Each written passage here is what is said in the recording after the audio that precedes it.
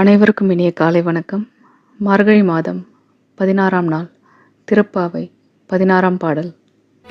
நாயகனாய் நின்ற நந்தகோபனுடைய கோயில் காப்பானே, கொடி தோன்றும் தோரண வாயில் காப்பானே, மணிக்கதவும் தாழ்த்திரவாய் ஆயர் சிறுமியரோம கரை பறை மாயன் மணி வண்ணன் நென்னலே வாய் நேர்த்தான் தூயமாய் வந்தோம் துயிலழப் பாடுவான் வாயால் முன்னம்